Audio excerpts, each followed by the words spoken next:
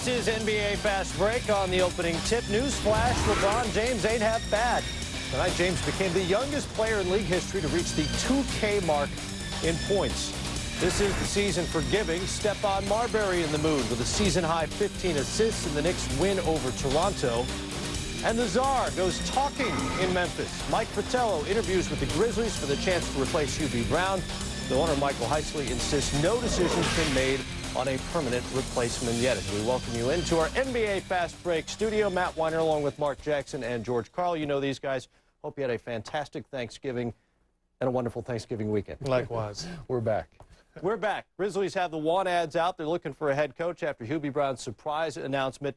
Could be Fratello, could be as early as Monday. In the meanwhile, Saturday night, they had the business of basketball to attend to. Lionel Hollins, in his second game as the interim head coach, says he doesn't really know what's going on in terms of a permanent replacement for Brown. Third quarter, Memphis up 8 off the Pau Gasol pick. Mike Miller, who's 8 of 14 and a season-high 20 points on the night. Memphis up by 10. Here come the Mavericks. Dirk Nowitzki for the jumper. Just 10 of 27 on the night, but picking away at that lead. Off the Dirk block then, ahead to Jerry Stackhouse for the layup. He had 20. Dallas down just one. Fourth quarter, game tie. Jason Terry, the long two. Got him. 76-74 then. Get a whole lot of Dirk, guys. Memphis runs out of gas in the fourth quarter. That made it 82-76. Dirk over Shane Battier. Mismatch, 94-82. Then Dirk put it on the floor. Finishes with the lefty. He had 32 on the night. A lot of those from the free throw line, 12 of 13 there. And the Mavericks win it. Grizz lose their third straight and lose for the 15th time in 17 tries against Dallas. Bigger story with Memphis, however, is the coaching situation. Again, Fratello has already spoken to the Grizzlies. This much we know.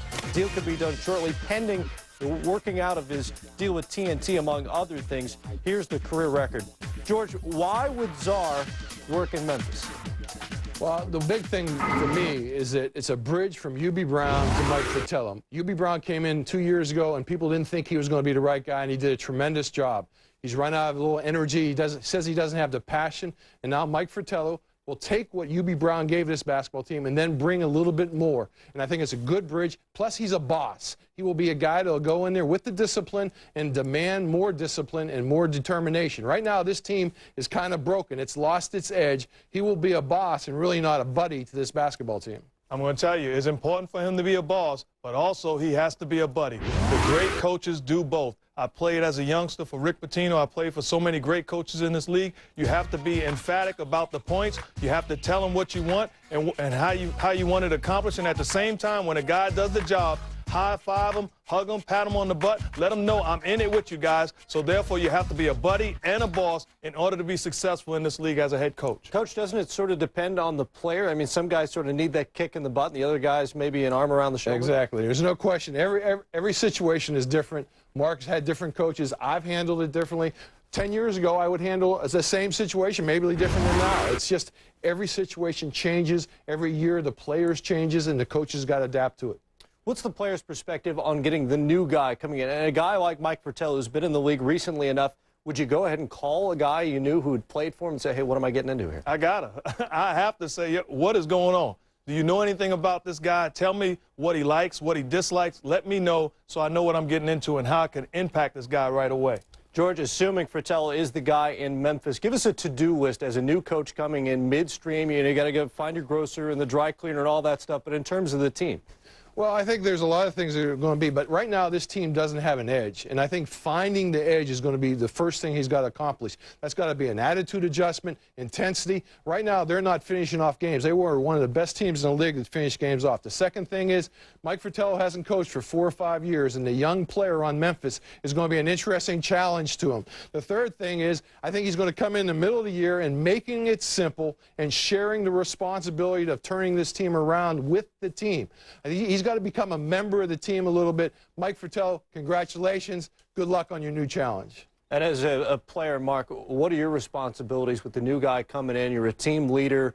You want to help this team turn it around and get going again. What do you have to do for the new guy? Well, I'm going to be his deacon. I'm going to be the guy in the background yelling amen every time he says something. It's important for him to come in and be a leader right away. Establish what you want, coach. Establish what type of style you want to play, and at the same time, tell us what's acceptable and what's not. Let the guys know, look, we were a very good basketball team last year. This year we have not gotten off to the type of season we would like to, but we're not going to accept it. There's a lot of basketball left, and we can get it back. I have to sell to this basketball team exactly what we have to do and how we have to do it, and let them know I'm not just here for a paycheck. I want to win this thing, and I want to get it back. It's important for him to tell the guys. And that applies to whoever gets the job. Again, Mike Fratello hasn't gotten this job officially yet. We think maybe he's the guy, but no announcement officially. Here's what he's getting himself into in the immediate future if he is the guy. Grizzlies' next 6 games.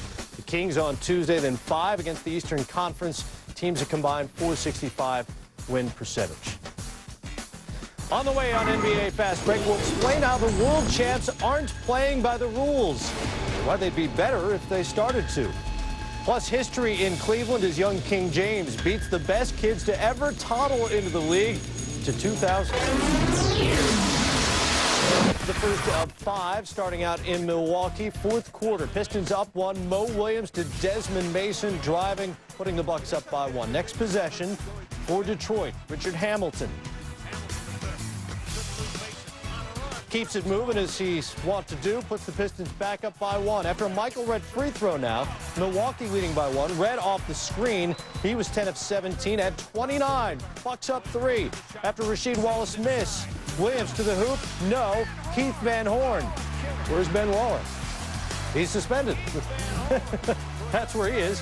Van Horn finished with 20 on the night. The Bucks get the win by 6. Atypical Piston game, at least what we were used to last year, with both teams shooting better than 50% on the night. You know, stricter rules enforcement, the fouls above the free throw line in particular has really changed the NBA this season. Flow is up, scoring is up, but not everybody is all that excited about it. In particular, Larry Brown. This is what Brown told the Detroit News. Quote, I thought the way we played last year and what we accomplished and the way we did it, to legislate against that just because you want to change the style of play in the league is wrong. So Larry Brown thinks they're just trying to stop the Pistons.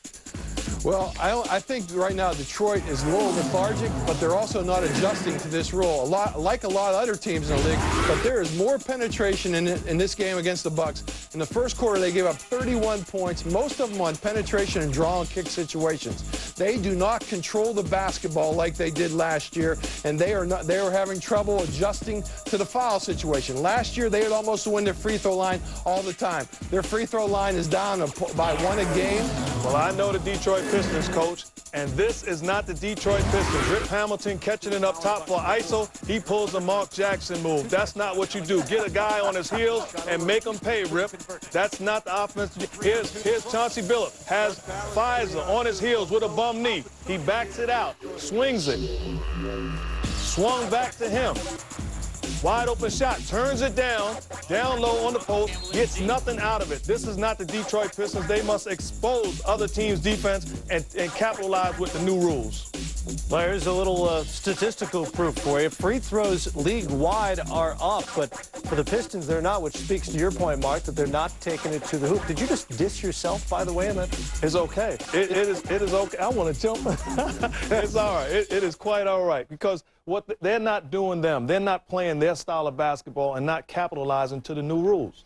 How do you light that fire?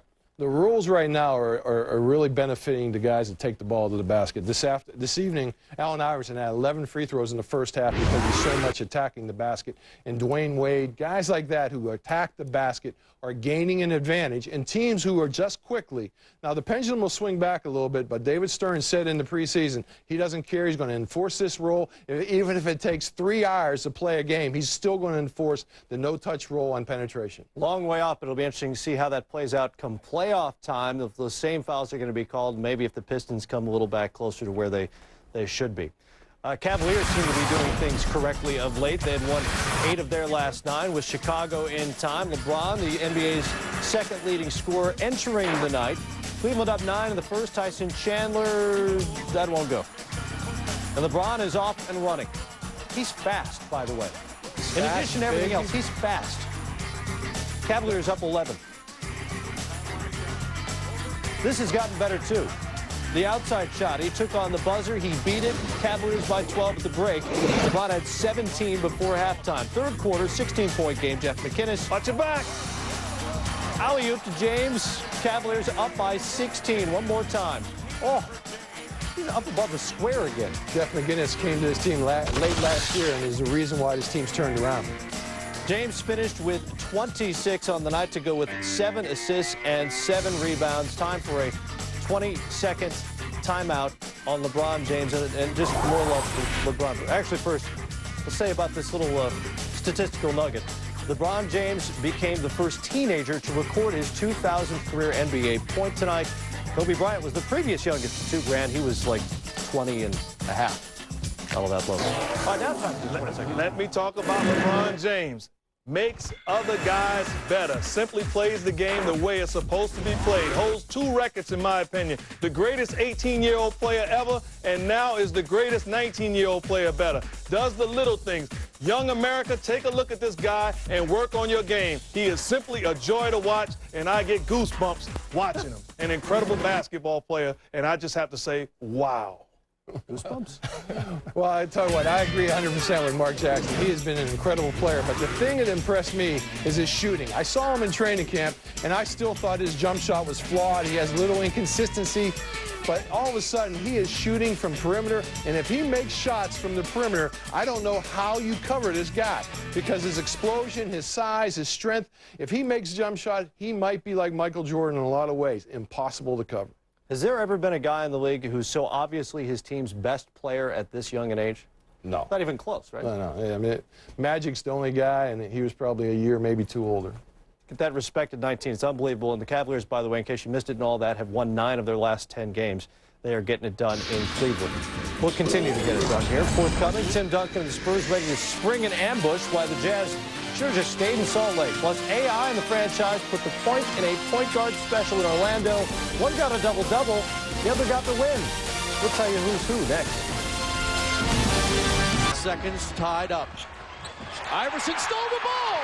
Iverson stole the ball, and he scores. And how do you like that? Allen Iverson had never hit a buzzer beater, and then he had 2 in like 2 weeks. He had the Magic on Saturday night. First quarter, AI up top. Andre Iguodala rising and shining. AI with 10 dishes to go with his 27 points. Iguodala had some highlight plays in this one. Steve Francis to Grant Hill. Knocks down the jumper. Game high 29 for Grant. That duo is good today. He was good. Magic up 2. Iverson on Francis. Francis. Got him. Tough shot. Magic up by 4. Iverson, he is, after all, the answer. Controlling the ball. Can't do it anymore. Franchise needs to answer back. Got Iverson on his heels. Took advantage and knocked it down. 26 points for him. Magic get the win 105-99. Spurs on their 18-game regular season home win streak with Carlos Boozer and the Jazz in town. This is Tim Duncan. You may be familiar with him. Into the paint, doing his thing. 20-6 Spurs, and that's pretty much ball game, right? This was a clinic. That was it. Go to sleep. This was a game. It was over in about 8-minute mark of the first quarter. Largely because the Jazz kept missing a lot of shots. They shouldn't shoot that badly for the game, 44%. This is Kirkolenko getting hurt, though. This is Andre I hope Kirilenko he's goes okay. down. Well, they say sprained right knee. He was on crutches after the game, but played just 9 minutes. They say day-to-day, and they're saying it's not a big deal. Look at that one. That is a big deal. Devin Brown and Ledberry and back, and that's the Dunk of the Night nominee, I would say. Spurs win at 109-76. All right, guys, you know, early in the season, we tend to get ahead of ourselves. A team like the Raptors goes 4-1, and we feel obligated to talk about the Raptors, and then, you know, then they lose a bunch of games, and we stop talking about them a little bit. You have an interesting theory about these first 10 games this season in particular that maybe we can discount them as we look back. Well, not only this season, but last season, when the Players Association came in and made some rule changes in how to run training camp, I think training camp has gotten really soft, and basically the first 10 to 15 games of the regular season has now become the exhibition season. We've had some tragedies in the game. Tonight, the exhibition game, there's an exhibition game in San Antonio. San Antonio won by 35 points. We've seen the Clippers win by 35 points at Indiana. Things that happen in exhibition season now are happening in the regular season, but there's one team right now coming out playing pretty well, and that's the San Antonio Spurs. The last 2 games, they put clinics on the Denver Nuggets in Denver last night, and tonight they were a machine against the Utah Jazz. I apologize, but there's guys watching me, Coach, counting on me to tell the truth. Camp is just fine. As a veteran of this league for 17 years, you do not want to put up with the abuse. You do not want 2-a-days. You do not want 3- and 4-hour practices. The coaching has to step up. If you have a guy like George Karl who knows how to get the most out of 2 hours, then you can get it done. Coaches, step up your game, get your guys ready, but enjoy and let them relax. It's 82 games. Let me get this straight. You're saying there's no reason the players shouldn't be ready opening night. There is absolutely no reason. If you put a guy in the gym, a team in the gym for 2 hours, you can get more than enough accomplished. The question is doing what you have to do for those 2 hours. Defensively, offensively, executing. Coach, I why represent can't it, that happen? I don't think he believes that. I think there's a toughness factor. There's a discipline factor that comes with a tough practice and a tough training camp. I don't know how to do it any differently. Right. I don't think he believes a lot of the things he just said right there. Well, with that in mind, we want you guys to assess who is actually a legitimate contender out there. Who's for real at this point in the season now that you know what you know? The Jazz, a little bit of a downturn lately, but George, we start with you on the Utah Jazz. Are they for real? I love Jerry Sloan. I love their execution, but I'd have to say right now they're a little bit fraudulent in their win-loss record. They just don't have a go-to guy at the end of the games. I don't trust their big men inside, and Kirkolenko is not a star yet. He's going to be one, but he isn't one yet.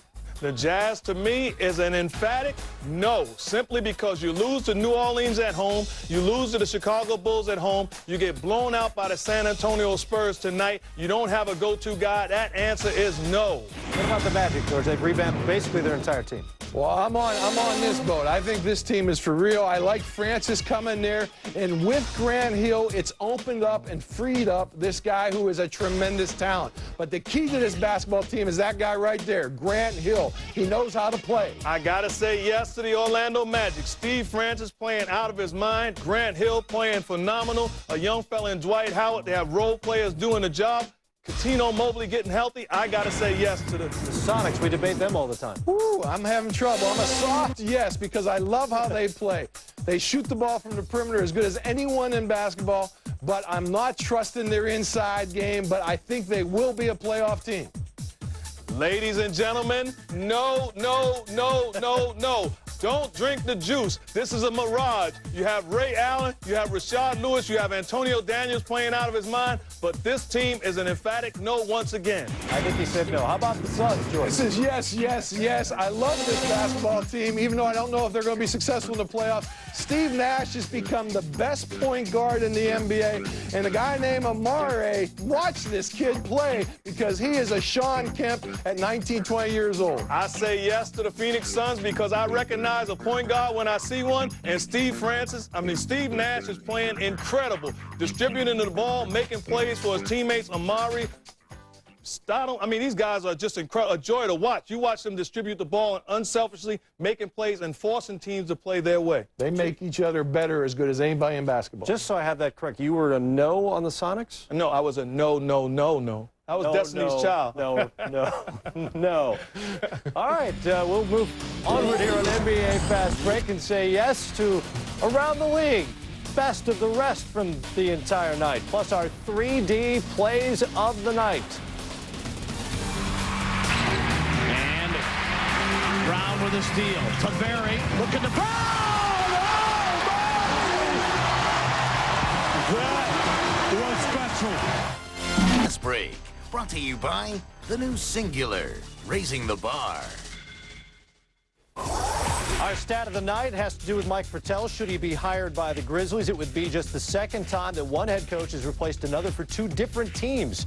The only other was P.J. Carlissimo, who replaced Rick Adelman in '94 with the Blazers, and then again in '97 with the Warriors. Fratello already replaced Brown in the '80-81 season with the Atlanta Hawks. As we bounce around the league, Raptors, Knicks, Knickerbockers on the break. Stephon Marbury to Jamal Crawford. One of the season-high 15 assists for Marbury. This time, plays. Crawford back to Stephon.